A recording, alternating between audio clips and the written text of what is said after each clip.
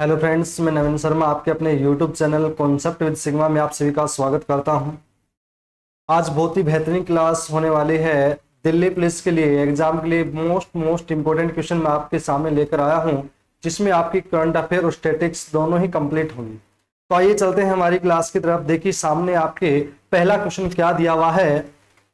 पोखरण परमाणु प्रशिक्षण 2 का कोड नाम क्या था। यहां पर पूछा गया है कि भारत में जब पोखरण प्रशिक्षण दूसरे नंबर का किया गया था, उसका नाम क्या दिया गया था। चार ऑप्शन आपके सामने हैं: laughing Buddha, smiling Buddha, operation शक्ति और ऑपरेशन रिसर्च। तो इसमें पोखरण प्रशिक्षण 2 की बात हो रही है, यानी कि कौन से की, जो 11 मई, ध्यान देना दोस्तों, जो 11 मई 1998 में जो पोखरण प्रशिक्षण हुआ था उसका जिक्र हो रहा है। उसका जिक्र हो रहा था, उसका नाम क्या दिया गया था। तो ध्यान रखना दोस्तों, उसका नाम दिया गया था ऑपरेशन शक्ति दिया गया था, यानी कि सी ऑप्शन हमारा सही होगा। इसमें जो पूछा गया है क्वेश्चन में वो सेकंड नंबर का है। हालांकि यदि पूछा जाए पहला प्रशिक्षण कब हुआ था, तो ध्यान रखना दोस्तों, परमाणु का पहला प्रशिक्षण कब हुआ था, तो ध्यान रखना वो आपका हुआ था 1974 में हुआ था। दोस्तों याद रखना, 1974 में पहला हुआ था 18 मई को। वो तारीख 18 थी, लेकिन वो सन 1974 था। और जब दूसरी बार हुआ तो वो कब हुआ था, 1998 यानी कि 11 मई को। बहुत ही महत्वपूर्ण क्वेश्चन है। पहला प्रशिक्षण 1974 में हुआ था, दूसरा प्रशिक्षण 1998 में हुआ था। यहां पर इस क्वेश्चन में जो क्वेश्चन पूछा गया है, जो आपके सामने दिया हुआ है, उसमें यह पूछा गया है, यानी कि सेकंड प्रशिक्षण अटल बिहारी वाजपेयी के शासनकाल में जो हुआ था, यानी कि 1998 में जो हुआ था, उसका क्या नाम दिया गया था। तो उसका नाम दिया गया था ऑपरेशन शक्ति। तो ये ध्यान रखना है, क्वेश्चन की लैंग्वेज को समझना है, यानी कि सेकंड वे का नाम क्या रखा गया, तो ऑपरेशन शक्ति रखा गया है। तो जो क्वेश्चन आपके सामने दिया है उसके अकॉर्डिंग इसका अपना राइट आंसर क्या हो जाएगा, सी ऑप्शन हमारा राइट आंसर हो जाएगा। लेकिन एग्जामिनर आपसे पूछ ले कि पहली बार प्रशिक्षण कब हुआ था, तो 1974 में हुआ था। और ऑपरेशन शक्ति जिसका नाम रखा गया था वो कब हुआ था, तो दोस्तों याद रखना 1998 में हुआ था। बहुत ही महत्वपूर्ण क्वेश्चन बनता है पोखरण प्रशिक्षण, अत्यंत महत्वपूर्ण क्वेश्चन है। सभी को क्वेश्चन याद भी हो गया, बहुत ही इंपॉर्टेंट भी है और सिंपल भी है। तो देखिए अगला क्वेश्चन आपके सामने क्या दिया हुआ है। जल का अधिकतम घनत्व क्या है। बहुत ही बढ़िया क्वेश्चन है। यहां पर पूछा गया है जल का अधिकतम घनत्व क्या है। 100 degree Celsius, 273 degree Celsius, 273 kelvin और 4 केल्विन। तो इसमें जो पूछा गया वो अधिकतम घनत्व पूछा गया है। ध्यान रखना दोस्तों, अधिकतम घनत्व पूछा गया है, तो क्या हो जाएगा 273 की हमारा राइट आंसर हो जाएगा। लेकिन यदि ऑप्शन में दिया होता 4 डिग्री सेल्सियस, दोस्तों ध्यान रखना 4 डिग्री सेल्सियस दिया होता तो भी सही होता हमारा।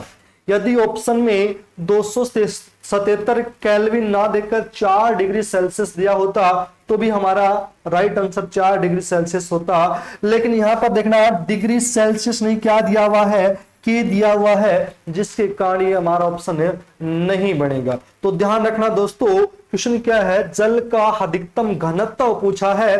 4 ऑप्शन आपके सामने दिए हुए हैं। अकॉर्डिंग टू क्वेश्चन और ऑप्शनों के हिसाब से हमारा राइट आंसर क्या हो जाएगा, सी ऑप्शन हो जाएगा 277, 273 केल्विन इसका अधिकतम होगा घनत्व भाई दोस्तों। लेकिन यदि ऑप्शन में 273 ना मिले और 4 डिग्री सेल्सियस, ध्यान रखना दोस्तों, यदि सेल्सियस मिलता है तो वो भी हमारा क्या हो जाएगा, राइट आंसर हो जाएगा। सभी जानते हैं 273 में से 273 केल्विन माइनस करेंगे तो 4 डिग्री ही बचेगा, ये भी आप सभी जानते हैं। तो ये आपको याद रखना, 273 या केल्विन में आएगा तो अधिकतम 273 केल्विन आएगा। यदि डिग्री में पूछा जाएगा तो 4 डिग्री सेल्सियस इसका राइट आंसर हो जाएगा। बड़ा ही इंपॉर्टेंट क्वेश्चन है और इजी क्वेश्चन है।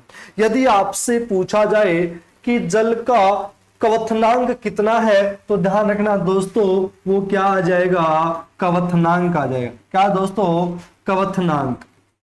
अगर आपसे पूछा जाए कि जल का पानी का क्वथनांक कितना है, तो 100 डिग्री सेल्सियस हो जाएगा। ये आपको याद रखना है। जल का क्वथनांक पूछा जाए तो ए ऑप्शन हो जाएगा। जल का घनत्व पूछा जाए तो सी ऑप्शन हमारा हो जाएगा। ये सभी जानते हैं, जल है वो हाइड्रोजन और ऑक्सीजन दोनों को मिलकर ही बनता है, पानी बनता है। ये आपको ध्यान रखना, सभी जानते हैं। H+O तो इन दोनों को क्रिया होती है तभी क्या बनता है, पानी बनता है। ये आपको याद रखना है। लेकिन अपने क्वेश्चन में जो एग्जाम में आएगा वो सीधा सीधा क्वेश्चन ये आएगा, जल का अधिकतम घनत्व या तो ऑप्शन में मिलेगा आपको 4 डिग्री सेल्सियस दोस्तों, या मिलेगा आपको 277 केल्विन मिलेगा। और क्वथनांक पूछा जाए तो फिर क्या मारा जाएगा, 100 सेल्सियस डिग्री हो जाएगा। यानी कि ए ऑप्शन, क्वथनांक पूछे तो ए ऑप्शन हो जाएगा। लेकिन इस क्वेश्चन में क्या पूछा है दोस्तों, घनत्व पूछा है, तो क्या हो जाएगा, सी ऑप्शन हमारा राइट आंसर हो जाएगा। अगला क्वेश्चन देखिए आपके सामने क्या दिया हुआ है, बहुत ही महत्वपूर्ण क्वेश्चन है। गैस इंजन की खोज किसके द्वारा की गई थी। बहुत ही महत्वपूर्ण क्वेश्चन है, मेरे हिसाब से किसी बच्चे का गलत नहीं होना चाहिए। 4 ऑप्शन आपके सामने दिए हुए हैं, चार्ल्स ने, डीजल ने, डेमलर ने, डेवी ने। यहां पर पूछा गया है गैस इंजन की, गैस इंजन की खोज किसके द्वारा की गई थी, तो डेमलर के द्वारा की गई थी। यानी कि सी ऑप्शन हमारा राइट हो जाएगा। क्या हो जाएगा, सी ऑप्शन हमारा राइट हो जाएगा। यदि डीजल के इंजन की बात है तो रुडॉल्फ आ जाएगा। क्या जाएगा, रुडॉल्फ। यदि आपसे पूछ ली डीजल इंजन की खोज किसके द्वारा की गई थी, तो रुडॉल्फ के द्वारा की गई थी। लेकिन अपने क्वेश्चन में क्या पूछा गया है, पूछा गया है गैस इंजन की, यानी कि जो इंजन गैस के माध्यम से चलता है, गैस से चलता है, उसकी खोजकर्ता कौन थी या उसकी खोज किसके द्वारा की गई थी, तो आ जाएगा सी ऑप्शन, यानी कि डेमलर के द्वारा की गई थी। लेकिन पूछा जाए डीजल की तो आ जाएगा रुडॉल्फ। दोनों ही आपको ध्यान रखने हैं, इन से संबंधित एक न एक क्वेश्चन में, एग्जाम में क्वेश्चन जरूर आ जाता है, तो इनको सभी को अच्छी तरह से याद करना और समझ कर जाना है। तो जो क्वेश्चन आपके सामने दिया उसका राइट आंसर क्या हो जाएगा, सी ऑप्शन आप राइट हो जाएगा। अगला क्वेश्चन देखिए क्या दिया हुआ है, साबुन के बुलबुले। मेरे हिसाब से किसी बच्चे का गलत नहीं होगा, ये तो बहुत ही इजी सा क्वेश्चन है, बहुत बार रिपीटेड क्वेश्चन है। साबुन के बुलबुले किस कारण रंगीन दिखाई देते हैं। आप सभी जानते हैं जब कपड़े धोए जाते हैं तो साबुन के जो बुलबुले आते हैं, झाग के माध्यम कह सकते हैं उनको, तो कलरफुल दिखाई देते हैं और रंगीन दिखाई देते हैं। वो किस कारण दिखाई देते हैं, मेरे हिसाब से 6ठी 7वीं में क्वेश्चन आ जाता है और सभी बच्चों को मुंह जबानी याद भी होगा। ये क्वेश्चन तो किसी गलत होने की संभावना ही नहीं बनती है। तो दोस्तों क्या हो जाएगा, पृष्ठीय तनाव। क्या हो जाएगा दोस्तों, पृष्ठीय तनाव। साबुन के बुलबुले किस कारण रंगीन दिखाई देते हैं, तो पृष्ठीय तनाव के कारण दिखाई देते हैं। ध्यान रखना भाई, बहुत ही महत्वपूर्ण क्वेश्चन है भाई। तो इनसा जाएगा पृष्ठीय तनाव। ये क्वेश्चन बहुत से एग्जाम में रिपीटेड क्वेश्चन होता है, एसएससी का सबसे फेवरेट क्वेश्चन हम इसको कह सकते हैं। क्या आ जाएगा इसका, पृष्ठीय तनाव हो जाएगा, इजी सा क्वेश्चन। अगला क्वेश्चन देखिए क्या दिया हुआ है, होजनेकल जलप्रपात किस राज्य में स्थित है। बहुत ही बढ़िया क्वेश्चन है, होजनेकल जलप्रपात किस राज्य में स्थित है। आपके सामने दिया हुआ है तमिलनाडु और कर्नाटक की सीमा पर। ध्यान दीजिए, 2 राज्य हैं तमिलनाडु और कर्नाटक, इन दोनों राज्यों की सीमा पर स्थित है कौन सा दोस्तों, तो आ जाएगा होजनेकल जलप्रपात। दूसरा पूछा जाएगा होजनेकल जलप्रपात ये किस नदी पर है दोस्तों, तो याद रखना दोस्तों कावेरी नदी पर है। कौन सी नदी पर है, कावेरी नदी पर। होजनेकल जलप्रपात किस नदी का नाम पूछा जाए तो कावेरी नदी। लेकिन पूछा जाए किस राज्य में स्थित है, तो आपको या तो देगा तमिलनाडु या देगा कर्नाटक, या फिर ऐसे दे देगा A option Tamil Nadu, B option Karnataka और सी दे देगा ए व बी दोनों। तो उस समय हमारा क्या हो जाएगा, ए व बी दोनों राइट आंसर हो जाएगा। तो ये भी ध्यान रखना है। मैं कोशिश करूंगा कि एग्जामिनर की हर लैंग्वेज में आपको क्वेश्चन बताने की पूरी कोशिश करूंगा, लेकिन आपका कॉन्सेप्ट क्लियर होना चाहिए। जिस प्रकार से जिस प्रकार से क्वेश्चन पूछा जाएगा, कॉन्सेप्ट यदि आपका क्लियर होगा तो किसी प्रकार की कोई दिक्कत आने की संभावना ही नहीं बनेगी। तो इसका जो राइट आंसर हो जाएगा तमिलनाडु और कर्नाटक की सीमा पर। नदी पूछा जाए तो दोस्तों कौन सी हो जाएगी? कावेरी नदी। लेकिन पूछा जाएगा होजनेकल जलप्रपात को अन्य किस नाम से जाना जाता है, तो ध्यान रखना दोस्तों नियाग्रा नाम से भी जाना जाता है। क्वेश्चन आ जाएगा नियाग्रा जलप्रपात किस राज्य में स्थित है, तो तमिलनाडु और कर्नाटक में है। किस नदी पर स्थित है, तो याद रखना कावेरी नदी पर है। या नियाग्रा जलप्रपात तो अन्य किस नाम से जाना जाता है, तो होजनेकल जलप्रपात के नाम से जाना जाता है। बहुत ही महत्वपूर्ण क्वेश्चन है मेरे हिसाब से, किसी को इस क्वेश्चन की दिक्कत होने की संभावना ही पैदा नहीं होती है। ऐसा करता हूं सभी को अच्छे से समझ में आएगा क्वेश्चन। इस पे क्वेश्चन से संबंध 3 या 4 प्रकार के क्वेश्चन बन सकते हैं। एक तो नदी पूछ सकता है, राज्य पूछ सकता है, दोनों में से कोई सा भी पूछ सकता है, एक एक भी पूछ सकता है और संयुक्त रूप से पूछ सकता है। तीसरा इसका अन्य नाम भी पूछ सकता है, नियाग्रा जलप्रपात भी। क्या आ जाएगा दोस्तों? नियाग्रा जलप्रपात भी। नियाग्रा जलप्रपात किसको कहा जाता है, तो होजनेकल या होजनेकल जलप्रपात को अन्य किस नाम से जाना जाता है, तो नियाग्रा जलप्रपात के नाम से जाना जाता है। बहुत इजी सा क्वेश्चन था। अगला क्वेश्चन देखिए क्या दिया हुआ है, मैंग्रोव वन कहां पाए जाते हैं। देखिए इसमें ऑप्शन पर डिपेंड होगा। आपको सबसे पहले ये पता होना चाहिए कि मैंग्रोव वन होते क्या है। तो सबसे पहले तो हमें ये पता होना चाहिए मैंग्रोव वन होते क्या है। तो दोस्तों मैं यहां पर नोट कर देता हूं, मैंग्रोव वन होते हैं जो समुद्री तट पर पाए जाते हैं, या फिर सीधी अपनी भाषा में कहूं तो मैं जो नमकीन पानी में अपना गुजारा करते हैं, कि नमकीन पानी में उत्पादित जो वन होते हैं, या फिर मैं उसको कहूं जवारी वन। आप ये शब्द सही रहेगा, जवारी वन। इनको जवारी वन भी कहा जाता है, जवारी वन भी कहा जाता है दोस्तों। ये भी आपको याद रखना है, कहा जाता है, जवारी वन भी कहा जाता है। और ये मोस्टली कहां पाए जाते हैं, तो समुद्री तटों पर पाए जाते हैं। खारे पानी में भी अपना जीवन यापन कर लेते हैं, तो तट पर पाए जाते हैं। आपको ध्यान रखना है समुद्री तट पर। तो यहां पर जो क्वेश्चन दिया है मैंग्रोव वन कहां पाए जाते हैं, तो कर्नाटक व केरल में पाए जाते हैं। तो ध्यान रखना सबसे पहले महत्वपूर्ण बात तो ये होती है कि मैंग्रोव वन होते क्या है, या मैंग्रोव वन को अन्य किस नाम से जाना जाता है दोस्तों, तो याद रखना जवारी वन के नाम से भी जाना जाता है। क्वेश्चन ऐसे बन सकता है कि किन वनों को जवारी वन भी कहा जाता है, तो क्या आ जाएगा मैंग्रोव वन को जवारी वन भी कहा जाता है। या मैंग्रोव वन को अन्य किस नाम से जाना जाता है, तो जवारी वन के नाम से जाना जाता है। हमारा कॉन्सेप्ट ये क्लियर हो गया कि मैंग्रोव वन या जवारी वन होते क्या चीज है। फिर हम उस हिसाब से अगर ऑप्शन किसी प्रकार से आए, कौन सा भी राज्य दे सकता है, तो आप उसको आराम से सिलेक्ट कर सकते हो। आप सभी जानते हैं, यानी कि मान लीजिए एक ऑप्शन दे दिया कर्नाटक और दूसरा दे दिया हरियाणा, या और कौन पंजाब दे दिया, या और कौन सा दे दिया। तो आप सभी जानते हैं कि हरियाणा में तो समुद्र तट है ही नहीं, तो यहाँ पर कौन से वन मैंग्रोव वन उत्पन्न होंगे ही नहीं। तो आप उससे पता लगा सकते हो। आपको बस इतना पता होना चाहिए मैंग्रोव वन होते कौन से हैं, तो जवारी वन होते हैं। ये आपको याद रखना है, ये तटीय क्षेत्रों में पाए जाते हैं। अगला क्वेश्चन बड़ा ही इंपॉर्टेंट है, ला लीगा खिताब का संबंध किस खेल से? ला लिंगा, ध्यान रखना दोस्तों, ला लिंगा खिताब का संबंध किससे है भाई? ला लिंगा खिताब का संबंध किससे है? ये बड़ा ही इंपॉर्टेंट क्वेश्चन है। तो ये क्या है? फुटबॉल। ये ध्यान रखना दोस्तों, फुटबॉल से है। स्पेनिश आप सभी जानते हैं, स्पेनिश देश का एक पेशेवर डिजाइन है भाई, पेशेवर डिजाइन है। ये आपको याद रखना है। ये स्पेशली स्पेनिश देश के पुरुषों के द्वारा, ध्यान रखना दोस्तों, ये ला लीगा जो किताब है ये पुरुषों के द्वारा है। कौन से दोस्तों? पुरुषों का है, स्पेशली मेल का है, पुरुषों के द्वारा अपनाया जाता है, दिया जाता है। ला लीगा किताब किस खेल में? फुटबॉल। खेल का नाम पूछा जाए तो फुटबॉल, स्पेशली पूछा जाए तो केवल पुरुषों को दिया जाता है। ये स्पेनिश देश का पेशेवर डिजाइन है, ये भी आपको याद है। बहुत ही महत्वपूर्ण क्वेश्चन है और इजी सा है, लो लेवल का क्वेश्चन है। मेरे हिसाब से सभी बच्चों को ये याद भी होगा। इस प्रकार के क्वेश्चन बहुत बार रिपीटेड होते हैं और सभी बच्चों को याद भी होते हैं। मेरे हिसाब से किसी को कोई दिक्कत आएगी नहीं मेरे हिसाब से। अगला क्वेश्चन तो बड़ा ही इंपॉर्टेंट क्वेश्चन दिया हुआ है,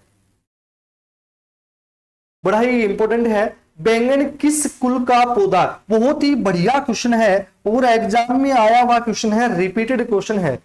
बैंगन किस कुल का पौधा है? तो कौन से कुल का दोस्तों? सोलनेसी कुल का है। कौन से दोस्तों? सोलनेसी कुल का पौधा है। और सोलनेसी कुल के पौधे और कौन कौन से आप सभी जानते हैं। आलू भी इसी कुल का पौधा है, लाल मिर्च भी इसी का ही पौधा है, ये भी आपको याद रखना है। सोलनेसी कुल के कौन कौन से हैं? तो दोस्तों याद रखना, आलू है, लाल मिर्च है, ये भी इसी कुल से संबंधित है।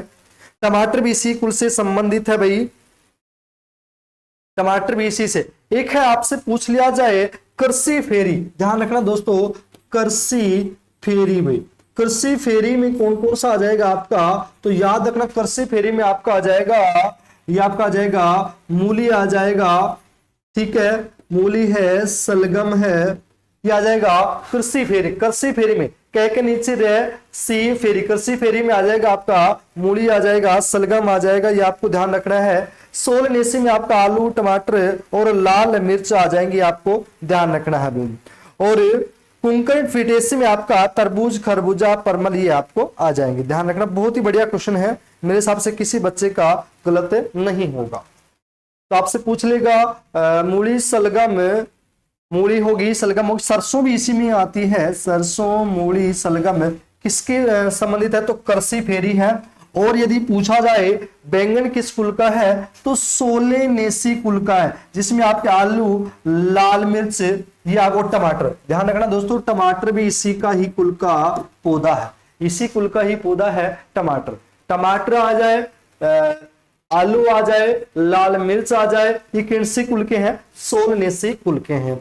जबकि कृषि फेरी के कौन से हैं? मूली है, सलगम है और आपकी सरसम है, ये तीनों किसके हैं? कृषि फेरी के हैं। एक क्वेश्चन है एसएससी का, बहुत ही फेवरेट और फेमस क्वेश्चन है, बार बार रिपीटेड क्वेश्चन है, बैंगन किस कुल का पौधा है। अगला क्वेश्चन देखिए आपके सामने क्या दिया हुआ है, बहुत ही बढ़िया क्वेश्चन है। किस वर्ष हिंदू विधवा पुनर्विवाह अधिनियम लागू किया गया था? बहुत ही बढ़िया क्वेश्चन है कि भारत में हिंदू विधवा पुनर्विवाह अधिनियम कब लागू किया गया था? तो ध्यान रखना दोस्तों, कब लागू किया गया था? 1856 में लागू किया गया था। कब लागू किया गया दोस्तों? 1856 में इसको लागू किया गया था, ये आपको ध्यान रखना है। लेकिन आपसे पूछा जाए कि पहली शादी कब हुई थी? तो नवंबर, क्या दोस्तों? नवंबर 1856 में पहली शादी हुई थी, ये आपको ध्यान रखना है, ठीक है। पहली शादी आपसे पूछा जाए तो 1856, नवंबर 1856 में हुई थी। और इसको नियम को लागू कब किया गया था? 1856 में ही लागू किया गया था। किसके द्वारा लागू किया गया था? लॉर्ड डलहौजी के द्वारा इसको लागू किया गया था। बहुत ही बढ़िया क्वेश्चन, लॉर्ड डलहौजी के द्वारा इसको पहली बार लागू किया गया था, लॉर्ड डलहौजी के। यदि आपसे पूछा किसके द्वारा लागू किया गया था? लॉर्ड डलहौजी के द्वारा, डलहौजी, लॉर्ड डलहौजी के द्वारा इसको लागू किया गया था। देखिए नियम तो बना था कब? 25 जुलाई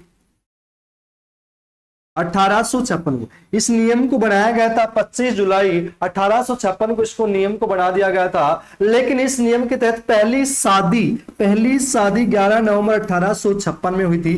फर्स्ट शादी में ध्यान रखना, फर्स्ट शादी जो हुई थी वो नवंबर महीने में हुई थी 1856 में। लेकिन ये नियम लागू हुआ था 25 जुलाई 1856 में। किसके द्वारा लागू किया गया था? लॉर्ड डलहौजी के द्वारा इसको लागू किया गया था, ये भी आपको ध्यान रखना। ईश्वर चंद्र विद्यासागर पहले ऐसे व्यक्ति थे जिन्होंने विधवा पुनर्विवाह की शुरुआत की थी। ईश्वर चंद्र विद्यासागर, ध्यान रखना दोस्तों, विद्यासागर जी हैं, विद्यासागर वो एक ऐसे पहले हैं जिन्होंने पहली बार विधवा महिला से शादी करके इस नियम को लागू किया था, शुरू किया था नवंबर 1856 में, यह भी आपको याद रखना है। लेकिन पूछा जाए इस नियम को लागू कब किया गया दोस्तों? 25 जुलाई 1856, 1856 में। शादी और लागू दोनों ही एक ही साल में था, 1856 में। लेकिन मंथ अलग अलग था। ये नवंबर में पहली बार शादी विद्यासागर जी ने की थी, लेकिन लागू कब किया था? लॉर्ड डलहौजी के द्वारा ये अधिनियम है। और हमारे क्वेश्चन में जो पूछा गया है वो अधिनियम पूछा गया है दोस्तों, याद रखना। वो क्या पूछा गया है? अधिनियम पूछा गया है। तो इसका जो राइट आंसर हो जाएगा वो 25 जुलाई 1856 1856 हो जाएगा।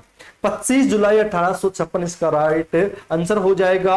क्वेश्चन ये पूछा जा सकता है किसके द्वारा इसको लागू किया गया था, तो किसके द्वारा दोस्तों, लॉर्ड डलहौजी के द्वारा इसको लागू किया गया। बहुत ही महत्वपूर्ण क्वेश्चन है, मेरे हिसाब से सभी बच्चों को याद भी होगा ये क्वेश्चन। अगला क्वेश्चन देखिए क्या दिया हुआ है। कैंडेला, कैंडेला मात्रक है, ज्योति फ्लैक्स का, ज्योति तीव्रता का और ज्योति प्रभाव का और ज्योति दाब का। तो मेरे हिसाब से सभी बच्चों को याद होगा, ये क्वेश्चन किसी का गलत नहीं होगा क्योंकि साइंस सभी बच्चों की पढ़ी हुई है और इसमें सभी बच्चों को याद भी हो जाएगा। तो क्या हो जाएगा, ज्योति दाब हो जाएगा। क्या हो जाएगा दोस्तों, ज्योति दाब। इसका राइट आंसर क्या हो जाएगा, ज्योति दाब इसका राइट आंसर हो जाएगा जो आपके क्वेश्चन में दिया हुआ है। ज्योति नहीं सॉरी, ज्योति तीव्रता आएगा, ज्योति तीव्रता आएगा भाई। ज्योति दाब का तो पास्कल होगा भाई। इसका जो राइट आंसर, सॉरी ध्यान रखना भाई, सॉरी इसका चेंज करना, इसका जाएगा ज्योति तीव्रता। ज्योति दाब का तो क्या जाएगा, पास्कल आएगा दोस्तों। क्या जाएगा दोस्तों, पास्कल। और इसका जो राइट आंसर हो जाएगा वो ही हो जाएगा ज्योति तीव्रता। जो क्वेश्चन आपके सामने दिया हुआ है कैंडेला मात्रक है, ज्योति फ्लैक्स का, ज्योति तीव्रता का, ज्योति प्रभाव का, तो इसका जो क्वेश्चन आपके सामने दिया हुआ है इसका तो राइट आंसर क्या हो जाएगा, ज्योति तीव्रता हो जाएगा। लेकिन पूछा जाए कि ज्योति दाब का तो कौन जाएगा, पास्कल। और फ्लैक्स का हो जाएगा ल्यूमेन भाई। कौन हो जाएगा, ल्यूमेन भाई। ठीक है भाई, फ्लैक्स का हो जाएगा ल्यूमेन, ल्यूमेन इसका जाएगा ल्यूमेन। लेकिन अपने को जो क्वेश्चन में पूछा गया कैंडेला, तो कैंडेला किसका हो जाएगा, ज्योति तीव्रता का हो जाएगा दोस्तों। इसका राइट आंसर क्या हो जाएगा, बी ऑप्शन हो जाएगा, ज्योति तीव्रता का हो जाएगा। लेकिन आपसे पूछा जाए ज्योति दाब का क्या जाएगा, तो पास्कल हो जाएगा। बहुत इंपॉर्टेंट क्वेश्चन है भाई। अगला क्वेश्चन देखिए क्या दिया हुआ है, ये सभी जानते ही, तो बहुत इजी क्वेश्चन है।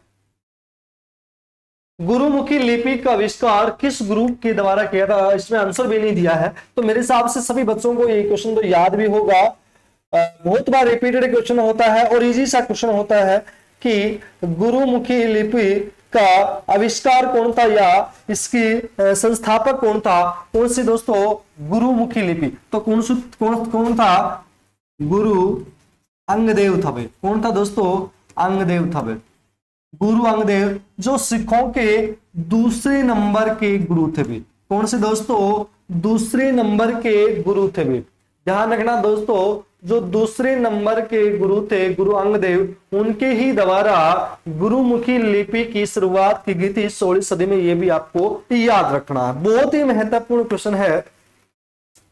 गुरुमुखी लिपि सभी जानते हैं गुरु अंगदेव, लेकिन ये भी सभी जानते हैं गुरु अंगदेव सिखों का दूसरे नंबर का गुरु था। तो उन्होंने इसको 16वीं सदी में इस लिपि की शुरुआत की थी। इसका आविष्कार कहा जाता है या संस्थापक कहा जाता है। कोई सा भी क्वेश्चन आए आपको, संस्थापक पूछा जाए या फिर इसका आविष्कारक पूछा जाए, दोनों का ही क्या हो जाएगा, गुरु अंगदेव हो जाएगा। और ये सिखों के कौन से गुरु थे दोस्तों, सेकंड नंबर के गुरु थे। बहुत बढ़िया क्वेश्चन है भाई।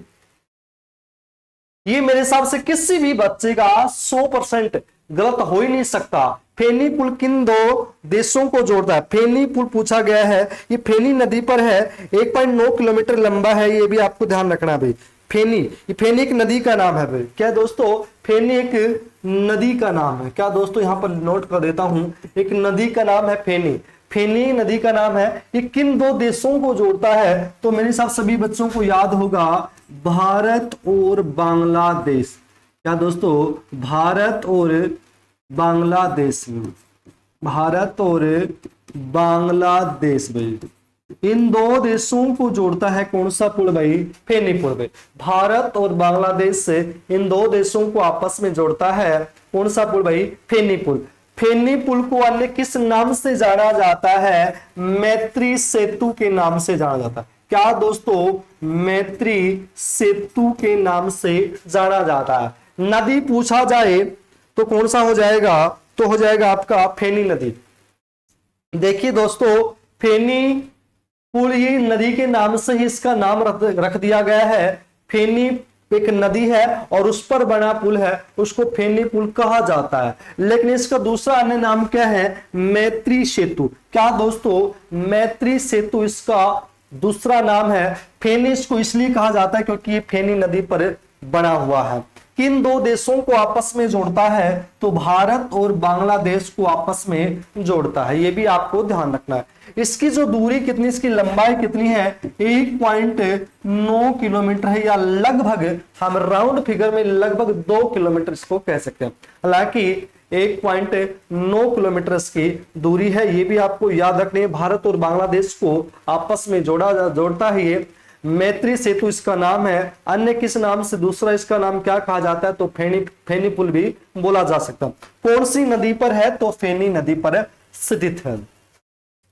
इस पुल का उद्घाटन मैं यहां पर बता देता हूं दोस्तों, इस पुल का उद्घाटन यहां नोट कर देता हूं, हमारे प्रधानमंत्री नरेंद्र मोदी और बांग्लादेश की प्रधानमंत्री शेख हसीना ने 9 मार्च 2021 को इसका उद्घाटन किया था। दोस्तों नोट कर लेना इस बात को, बड़ा ही महत्वपूर्ण क्वेश्चन है। क्वेश्चन इस प्रकार से पूछा जा सकता है कि मैत्री सेतु का उद्घाटन कब और किसके द्वारा किया गया?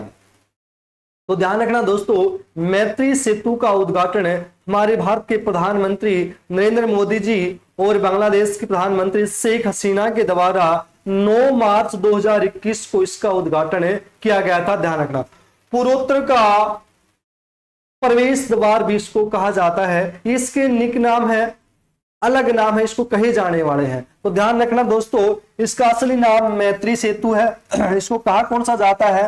फेनी पुल भी बोला जाता है, पूर्वोत्तर का प्रवेश द्वार भी बोला जाता है। किन दो देशों के? तो भारत और बांग्लादेश दोनों देशों को आपस में जोड़ता है। किस नदी पर है? फेनी नदी पर है। इसका उद्घाटन किसके द्वारा किया गया था? तो हम भारत के प्रधानमंत्री नरेंद्र मोदी जी द्वारा और बांग्लादेश की प्रधानमंत्री शेख हसीना के द्वारा 9 मार्च 2021 को इसका उद्घाटन किया गया था। यह भी आपको याद रखना। मेरे हिसाब से किसी बच्चे का कोई क्वेश्चन गलत होगा नहीं, सारे क्वेश्चन समझ में आए होंगे। तो अत्यंत महत्वपूर्ण क्वेश्चन है, ये आपको याद रखना है। अगला क्वेश्चन देखिए आपके सामने क्या दिया हुआ है। कांच क्या है? बहुत बढ़िया क्वेश्चन है भाई। कांच क्या है? 4 ऑप्शन आपके सामने देगा, लेकिन आपको याद रखना यहाँ पर 4 ऑप्शन नहीं दिया हुआ है। यहाँ पर दिया है कि कांच क्या है? तो कांच अति शीतक द्रव्य पदार्थ है। क्या दोस्तों? अति शीतक द्रव्य पदार्थ भी बहुत ही महत्वपूर्ण क्वेश्चन है। कांच क्या है? ये CHSL 2015 में आया क्वेश्चन है, ध्यान रखना। कांच क्या है? तो अति शीतक द्रव्य पदार्थ, बहुत महत्वपूर्ण क्वेश्चन है। ये सेम टू सेम क्वेश्चन आया हुआ भाई 2015 में CHSL के पेपर में आया था कि कांच क्या है? तो सीधा याद रखना, कांच अति शीतक द्रव्य पदार्थ है भाई, ये भी आपको याद रखना है। अगला क्वेश्चन देखिए क्या दिया हुआ है। मानव आंख कितने रंगों में भेद कर सकते हैं? ह्यूमन आई जो आपकी आंखें हैं, इसमें क्वेश्चन पूछा गया ये हमारी आंख है या ह्यूमन आई है, ये कितने कलर्स में कितने रंगों में भेद कर सकती है? अभी कितने रंग है जो अलग अलग बता सकती है? इस प्रकार की, इस प्रकार का है। तो कितने रंगों में दोस्तों? 1 करोड़ रंगों में भेद कर सकते हैं। ह्यूमन आई, मानव नेत्र, हमारी जो आंख है ये 1 करोड़ रंगों में भेद कर सकती है, ये आपको याद रखना है भी। बड़ा ही महत्वपूर्ण क्वेश्चन है। 1 करोड़ रंगों में भेद कर सकती है हमारी ह्यूमन आई। बहुत बढ़िया क्वेश्चन है भाई। क्वेश्चन क्या बनेगा? ह्यूमन आई, मानव नेत्र में कितने मेगापिक्सल का कैमरा लगा हुआ है? तो 576 मेगापिक्सल का कैमरा। देख लेना आप 20 15 50 हजार के फोन जो आप ले रखे हैं उनमें किसी में 48 मेगापिक्सल, किसी में 50 का, किसी में 15 का, किसी में 20 का, लेकिन आपकी आंख में लगा हुआ है 576 मेगापिक्सल का कैमरा। तो याद रखना, उनकी क्लियरिटी आपकी आंख की क्लियरिटी से कहां मैच करेगी? आसपास भी नहीं है, ये भी आपको याद रखना। एक क्वेश्चन जो बार बार रिपीट होता है कि मानव नेत्र का या ह्यूमन आई का या हमारी आंख का कौन सा भाग दान किया जाता है? तो दोस्तों सभी को पता है कौन सा भाग दान किया जाता है? तो कॉर्निया दान किया जाता है। कौन सा दोस्तों? कॉर्निया दान किया जाता है। बड़ा ही महत्वपूर्ण क्वेश्चन है। मानव नेत्र का कौन सा भाग दान किया जाता है? तो कॉर्निया दान किया जाता है। अब कई बार क्वेश्चन आता है, हालांकि एग्जाम में आज तक पूछा तो नहीं गया है, लेकिन आपके प्रतिद्वंदी आपसे पूछ सकते हैं कि हमारी आंख में या मानव नेत्र में या ह्यूमन आईज में कॉर्निया होता कहां पर है? तो ध्यान रखना दोस्तों, जो हमारा आंख का प्रथम भाग है जो कि पारदर्शी है, यानी कि आंख का जो सबसे पहला स्पर्श करेंगे वो क्या कहलाता है? वो कॉर्निया ही कहलाता है। ये भी आपको याद रखना, पहला जो भाग है वो कॉर्निया ही कहलाता है। यही दान किया जाता है। एक क्वेश्चन और भी याद रखना, मानव नेत्र का आकार सेम रहता है जन्म से लेकर और बुढ़ापे में, तब तक आपकी मृत्यु होती है। 80 साल, 100 साल, 60 साल, जब भी आपकी एज होती है उसके बाद आपकी मृत्यु होती है। और जब से आप पैदा हुए हैं सेम आकार होता है, इनका कोई परिवर्तित नहीं होता। ये नहीं कि जब आप पैदा होते छोटा इनका आकार था बाद में बड़ा हो जाए, ऐसा नहीं। मानव नेत्र ह्यूमन आइज का या हमारी आंख का आकार सदा या हमेशा समान रहता है, इसमें कोई भी परिवर्तन नहीं आता है, चाहे वो बचपन हो या बुढ़ापा हो या जवानी हो, हमेशा ही सेम रहता है। जब हम पैदा होते उसी समय से लेकर अंत समय तक होता है। अगला क्वेश्चन देखिए क्या दिया हुआ है, विश्व का सबसे पहला एवं सबसे छोटा लिखित संविधान किसका है। बहुत ही इंपॉर्टेंट क्वेश्चन है और मेरे हिसाब से किसी बच्चे का गलत होगा ही नहीं। ध्यान दीजिए, विश्व का सबसे पहला भी और सबसे छोटा भी, दोनों ध्यान रखना है। सबसे छोटा अकेला नहीं पूछा गया है, सबसे पहला और सबसे छोटा लिखित संविधान किसका है, यूएसए का है, अमेरिका का है, ये आपको याद रखना है। जॉन मेडिसन के द्वारा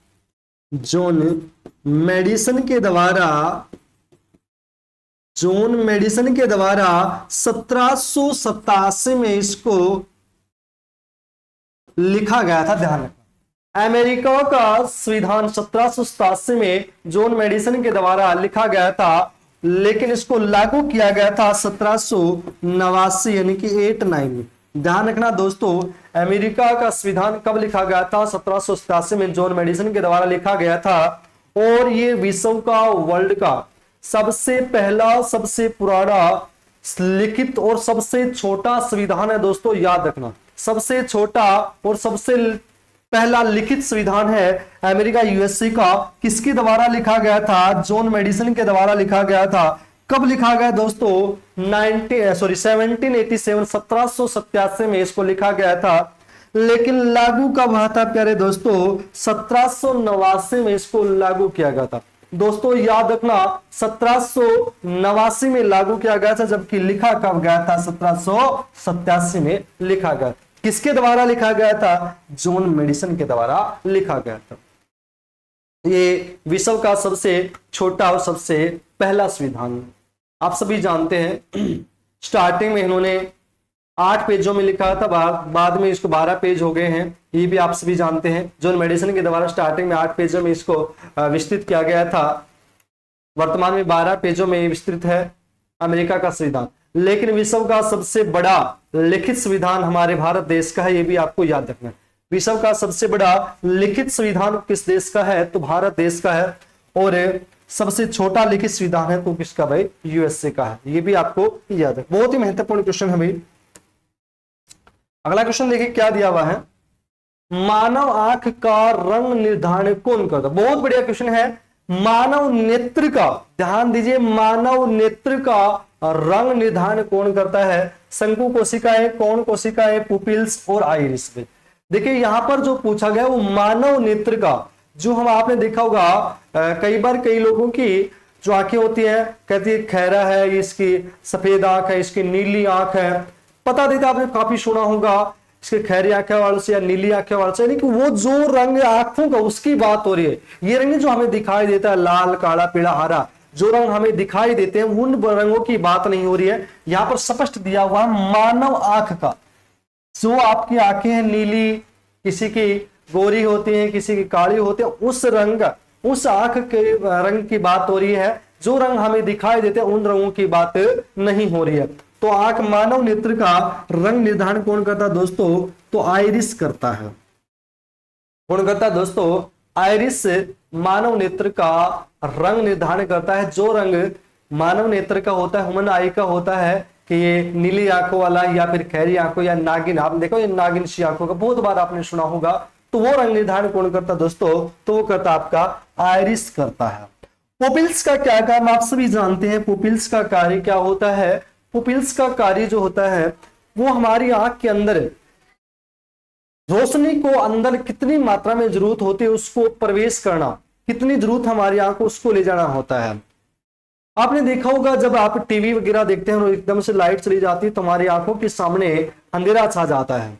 और जब हम एकदम से अंधेरे में बैठे और एकदम से कोई लाइट लगाता है हमारी आंखों पर, तब भी हमारे सामने अंधेरा छा जाता है। तो ये उसी का काम है, हमारी मानव नेत्र का, पुपिल्स का क्या काम है, हमारी मानव नेत्र में, हमारी ह्यूमन्स आई में प्रकाश को कितना अंदर जाना ले जाना है, वो किसका कार्य है, पुपिल्स का है। जब अंधेरा होता है तो हमारा पुपिल्स फैल जाता है, ज्यादा से ज्यादा प्रकाश उसमें चला जाता है, और जब तेज रोशनी होती है, लाइट होती है, तो हमारा पुपिल्स सिकुड़ जाता है, जिसके तहत हमारी आंख में या मानव नेत्र में कम रोशनी प्रवेश करती है। तो ये कार्य किसका है, पुपिल्स का है। ये सभी आपको शंकु कोशिकाएं और कोण कोशिकाएं, ये हमारे जो देखने वाले रंगों को निर्धारण करते हैं। एक प्रौढ़ कोशिका, एक शंकु कोशिका जो हम रंग दिखाई देते हैं, और एक रात में देखने के कार्य काम आती है। तो चारों ही पार्ट है, ये आंख से संबंधित और बहुत ही महत्वपूर्ण क्वेश्चन है, ये आपको याद रखना है। पुपिल्स में आपको थोड़ा सा ह्यूमन्स आई की आकृति बना के बता देता हूं, एक बार देख लेना, समझ आ जाएगा मेरे हिसाब से। पुपिल्स क्या, देखिए एक बिल्कुल ब्लैक सा होता है, बिल्कुल छोटा सा गोल सा मणिया सा होता है, इसको बोला जाता है पुपिल्स। और एक थोड़ा सा हल्का, किसी का ये गोरा गोरा सा होता है, किसी का ये काला काला सा होता है। एक बार थोड़ा चेंज कर देता हूं, इसका कलर चेंज कर देता हूं ताकि आपको अच्छे से समझ में आ जाएगा। एक बिल्कुल टुनमुनिया सा होता है, वो होता है पुपिल्स। दूसरा आपका यहां पर चेंज कर देता हूं मैं, आपका ग्रीन कर देता हूं। ये आपका जो है थोड़ा सा, ये होता है आपका, ये वाला कलर है, ये आपका होता है आइरिस, ये होता है आपका आइरिस। ध्यान रखना, थोड़ा सा जो बड़ा सा एक बिल्कुल छोटा सा कलर टुनमुनिया सा आपके सामने वाले जब आंखों में देखोगे, तो जो छोटा टुनमुनिया सा होता है उसको पुपिल्स बोला जाता है। उसके बाहर थोड़ा सा जो ब्राउन कलर का या ब्लू कलर का जो आपको दिखाई देता है अलग अलग प्रकार के, वो होता है आइरिस। ये ही हमारी मानव नेत्र का आंख का निर्धारण, रंग का निर्धारण करता है। पहला क्वेश्चन देखिए क्या दिया हुआ है,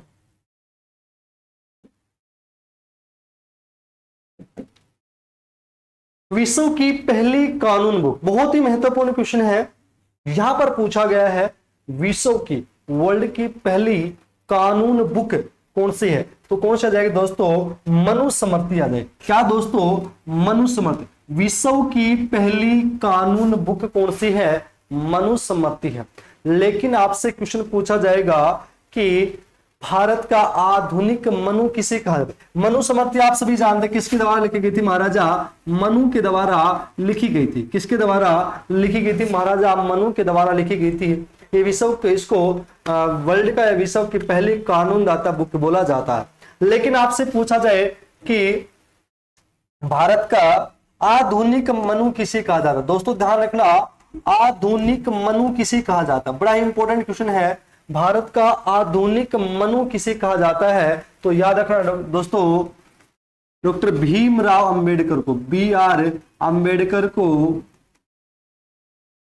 भारत का आधुनिक मनु कहा जाता है। बड़ा इंपॉर्टेंट क्वेश्चन है। क्वेश्चन देखिए क्या दिया हुआ है कि विश्व की पहली कानून बुक, तो विश्व की पहली कानून बुक कौन सी हो जाएगी, मनुस्मृति हो जाएगी, जिसके लेखक कौन है, महाराजा मनु जी हैं।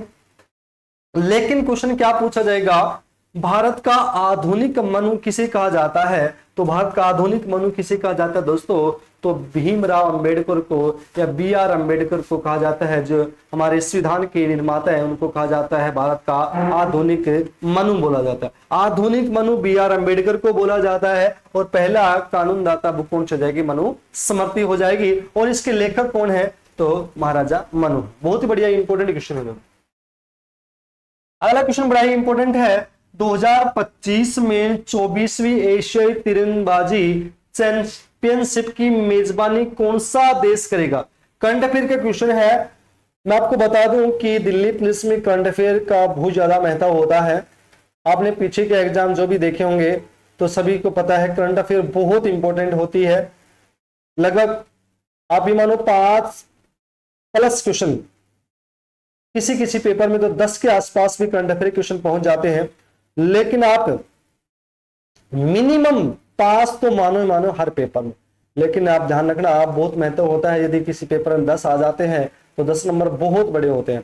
तो करंट अफेयर पे विशेष ध्यान देना है। और क्वेश्चन बहुत ही अच्छा दिया हुआ है कि 2025 में, यहां पर क्वेश्चन देखना क्या दिया, 2025 में 24वीं एशियाई तीरंदाजी चैंपियनशिप कि मेजबानी कौन सा देश करेगा, तो दोस्तों कौन सा देश करेगा, बांग्लादेश करेगा। इस क्वेश्चन को घुमाकर क्या लिख सकता है या क्या पूछ सकता है आपसे कि बांग्लादेश में होने वाली आगामी तीरंदाजी एशियाई कौन से नंबर की होगी, तो कौन सी जाएगी दोस्तों, 24वें नंबर की होगी। कौन से नंबर की होगी, 24वीं। तीसरे इस प्रकार से क्वेश्चन पूछ सकता है 24वीं एशियाई तीरंदाजी चैंपियनशिप कब होगी, तो 2025 में होगी। किस देश में होगी, तो बांग्लादेश में होगी। तो आपका कॉन्सेप्ट क्लियर होना चाहिए। क्वेश्चन कैसे भी घुमाकर तोड़ मड़ोड़ कर पूछे, आपको दिक्कत नहीं आएगी। अगला क्वेश्चन देखिए क्या दिया हुआ है, wild life photographer of the year का खिताब किसने जीता। बहुत बढ़िया क्वेश्चन है भाई, बहुत ही बढ़िया। Wild life photographer of the year का खिताब किसने जीता, तो विहान तल्या विकास ने। क्या दोस्तों, विहान तल्या विकास ने। एक 10 वर्षीय बच्चा है ये, इसकी जो आयु है, उम्र है वो 10 वर्ष है भाई दोस्तों, 10 वर्ष का बच्चा है ये। किस राज्य का है, तो बेंगलोर का है, बेंगलुरु का है। बेंगलुरु कैपिटल है। किस राज्य की है, तो कर्नाटक की है, आप सभी जानते हैं। बेंगलुरु शहर का रहने वाला विहान तल्या विकास 10 वर्ष का एक बच्चा है, जिसको क्या चुना गया है, wild life photographer of the year, ये सम्मान इसको दिया गया। बहुत ही बढ़िया इंपॉर्टेंट क्वेश्चन है, ये आपको याद रखना है। विहान तल्या विकास बेंगलुरु शहर से बिलोंग करता है, 10 वर्ष का बच्चा है। अगला क्वेश्चन देखिए क्या दिया हुआ है, सचिन तेंदुलकर की प्रतिमा का अनावरण कहां पर किया गया। हाल ही में हमारे भारत देश के मास्टर ब्लास्टर सचिन तेंदुलकर की प्रतिमा का अनावरण किया गया है। कहां पर किया गया है, तो याद रखना दोस्तों, वानखेड़े स्टेडियम। दोस्तों कहां पर है, वानखेड़े स्टेडियम। लेकिन आपसे पूछा जाएगा वानखेड़े स्टेडियम कहां पर है दोस्तों, तो कहां पर आ जाएगा दोस्तों, मुंबई में। कहां पर आ जाएगा, मुंबई में। बहुत ही बढ़िया क्वेश्चन है। वानखेड़े स्टेडियम मुंबई में मास्टर ब्लास्टर सचिन तेंदुलकर की प्रतिमा का अनावरण किया गया हाल ही में 1 नवंबर 2023 को। आपसे क्वेश्चन इस प्रकार से भी पूछ सकता है कि मास्टर ब्लास्टर सचिन तेंदुलकर की प्रतिमा का अनावरण किस स्थान पर किया गया है, तो किस स्थान पर, मुंबई के वानखेड़ा स्टेडियम में इनकी मूर्ति का अनावरण किया गया। बहुत ही बढ़िया क्वेश्चन है, आप सभी जानते हैं। इन्होंने सभी फॉर्मेटों को मिलाकर शतकों का शतक भी लगाया हुआ है, यानी कि वनडे, टेस्ट, T20 सभी फॉर्मेटों के मिलाकर इनके 100 शतक भी है, ये आपको याद होगा। और इसको मास्टर ब्लास्टर की उपाधि भी दी गई है सचिन तेंदुलकर जी के। तो इनकी जो प्रतिमा का अनावरण किया गया है वो कहां पर किया गया है, वानखेड़े। स्टेडियम का नाम पूछा जाए तो वानखेड़ा स्टेडियम है।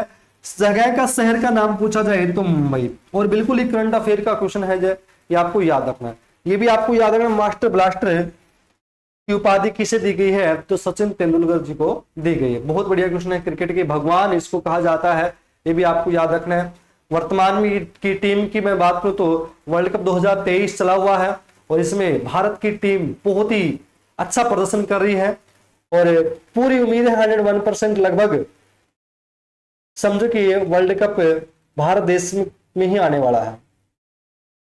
जिस हिसाब से वर्तमान में, जिस हिसाब से हमारी टीम मेहनत कर रही है और खेल दिखा रही है, तो लगभग तय समझो केवल औपचारिकताएं बाकी हैं।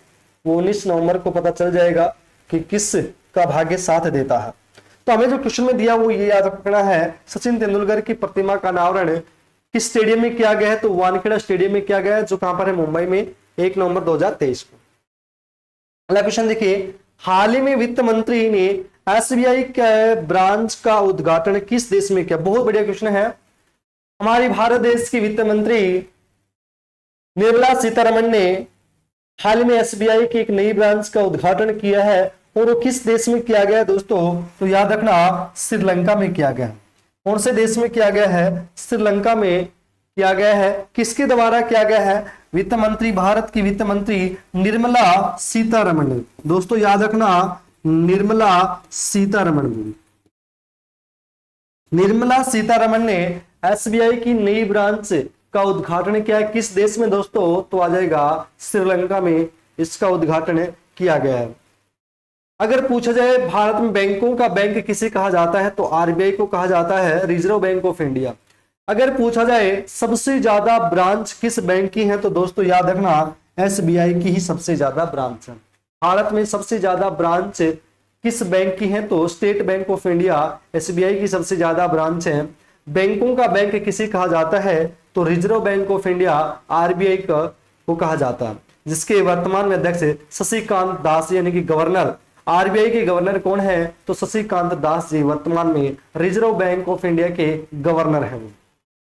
ये भी आपको याद रखना है। तो करंट अफेयर का क्वेश्चन क्या पड़ेगा? एसबीआई की नई ब्रांच का उद्घाटन हमारे भारत की वित्त मंत्री निर्मला सीतारमण ने किस देश में किया है?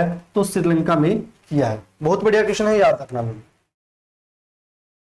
अगला क्वेश्चन देखिए क्या दिया हुआ है, केंद्रीय अन्वेषण ब्यूरो की स्थापना कब हुई? बहुत बढ़िया क्वेश्चन है, केंद्रीय अन्वेषण ब्यूरो की स्थापना कब हुई? 4 ऑप्शन आपके सामने दिए हैं, 1963, 1999, 1981, 1969, 1963, 1999, 1981 और 1969। इस केंद्रीय अन्वेषण ब्यूरो यानी कि सीबीआई, ध्यान रखना दोस्तों, सीबीआई की स्थापना कब हुई थी दोस्तों? तो कब हुई थी? 1963 में हुई थी। 1963 में सीबीआई की स्थापना हुई थी, आपको याद रखना। वर्तमान में जो इसके निदेशक हैं वो प्रवीण दुबे हैं। पहला कौन था? तो डीपी कोहली था। फर्स्ट कौन था? तो डीपी कोहली था। ठीक है भाई, डीपी कोहली था। वर्तमान में कौन है? तो प्रवीण दुबे हैं। प्रवीण दुबे इसके वर्तमान में निदेशक हैं। वर्तमान में निदेशक हैं। वर्तमान में प्रवीण दुबे निदेशक है। पहले कौन थे? तो डीपी कोहली थे। और इसकी स्थापना कब हुई? तो 1963 में इसकी स्थापना हुई थी। और इसको संवैधानिक दर्जा 2003 में मिला था, यह भी आपको ध्यान रखना है। सीबीआई को संवैधानिक दर्जा 2003 में मिला था, लेकिन इसकी स्थापना याद रखना दोस्तों 1963 में इसकी स्थापना होगी थी, यह भी आपको याद रखना। बहुत ही महत्वपूर्ण क्वेश्चन है। सीबीआई या केंद्रीय अन्वेषण ब्यूरो की स्थापना 1963 में थी। जो क्वेश्चन आपके सामने स्क्रीन पर दिया हुआ है, इसके से आपसे इसका राइट आंसर क्या हो जाएगा? ए ऑप्शन इसका राइट आंसर हो जाएगा। बहुत ही महत्वपूर्ण क्वेश्चन है। अगला क्वेश्चन देखिए क्या दिया हुआ है, देश के सैन्य बल में महिलाओं की भागीदारी कितनी है? बहुत बढ़िया क्वेश्चन है भाई। देश के सैन्य बल में महिलाओं की भागीदारी पूछा गया है। मेरे हिसाब से किसी बच्ची का ये क्वेश्चन गलत तो हो ही नहीं सकता। सैन्य बल नहीं, यहां पर कार्यबल करो दोस्तों। यहां पर आपको करना है कार्यबल, कार्यबल करना है दोस्तों। देश के कार्यबल में महिलाओं की भागीदारी कितने प्रतिशत हो गई है? तो याद रखना दोस्तों 37% में। भारत में महिलाओं की कार्यबल सैन्य बल में भागीदारी कितने प्रतिशत हुई है? तो ध्यान रखना दोस्तों 37% की भागीदारी महिलाओं की हो गई है। बहुत ही महत्वपूर्ण क्वेश्चन बनता है। अगला क्वेश्चन देखिए क्या दिया हुआ है। आप सभी जानते हैं कि महिला आज भारत देश में ही, पूरे में ही, हरियाणा की मैं बात करूं या पूरे भारत देश की मैं बात करूं, तो महिलाओं ने कंधे से कंधे मिलाकर पुरुषों का साथ दिया है और वो हर क्षेत्र में अपने इलाके का, अपने स्टेट का और अपने देश का नाम रोशन करें। तो महिलाएं आज हर क्षेत्र में अव्वल है, ये भी आपको ध्यान रखना। धीरे धीरे अब ये जो भागीदारी वो 37% की हो गई है। अगला क्वेश्चन देखिए क्या दिया हुआ है, सतर्कता जागरूकता सप्ताह कब से कब तक मनाया गया? यहां पर पूछा गया है सतर्कता जागरूकता सप्ताह कब से कब तक मनाया गया? तो याद रखना दोस्तों 30 अक्टूबर से 5 नवंबर तक। क्या दोस्तों? 30 अक्टूबर से 5 नवंबर 2023। ये भी ध्यान रखना दोस्तों 2023 आएगा। इसी वर्ष बिल्कुल ही करंट अफेयर का क्वेश्चन है। करंट अफेयर का क्वेश्चन बनेगा 30 अक्टूबर से 5 नवंबर तक कौन सा सप्ताह मनाया गया? तो सतर्कता जागरूकता सप्ताह मनाया गया 2023 को। 30 अक्टूबर 2023 से लेकर 5 नवंबर 2023 तक कौन सा सतर्कता जागरूकता सप्ताह का आयोजन किया गया? अगला क्वेश्चन है भाई, अबुआ आवास योजना का संबंध किस राज्य से? बहुत ही महत्वपूर्ण क्वेश्चन है। अबुआ आवास योजना का संबंध किस राज्य से है? तो दोस्तों याद रखना झारखंड से है। और इस योजना में क्या है, जो गरीब परिवार है उनके लिए मकान बनाए गए हैं। क्वेश्चन इस प्रकार से पूछ सकता है, अबुआ आवास योजना के तहत कितने मकान बनाए जाएंगे? तो 8 लाख मकान बनाए जाएंगे। कितने मकानों की संख्या पूछा जाए, डाटा पूछा जाए तो 8 लाख बताना है। किस राज्य से संबंधित है? तो दोस्तों झारखंड राज्य से संबंधित है। अबुआ आवास योजना का संबंध पूछा जाए झारखंड राज्य से। कितने लोगों को मकान दिए जाएंगे? तो 8 लोगों के लिए घर बनाए जाएंगे। ये भी आप याद रखना है, 8 लाख घर बनाए जाएंगे। दोस्तों याद रखना 8 लाख घर बनाए जाएंगे। किस राज्य में? झारखंड में। योजना का नाम अबुआ आवास योजना भी। क्या दोस्तों? अबुआ आवास से योजना। आशा करता हूं आप सभी को हमारी क्लास बहुत बहुत पसंद आई होगी। तो हमारी क्लास को ज्यादा से ज्यादा लाइक करें, शेयर करें, और जिन्होंने अभी तक हमारे चैनल को सब्सक्राइब नहीं किया है सबसे पहले सब्सक्राइब करें और साथ में बेल आइकन दबाना बिल्कुल भी ना भूलें। Thank you class.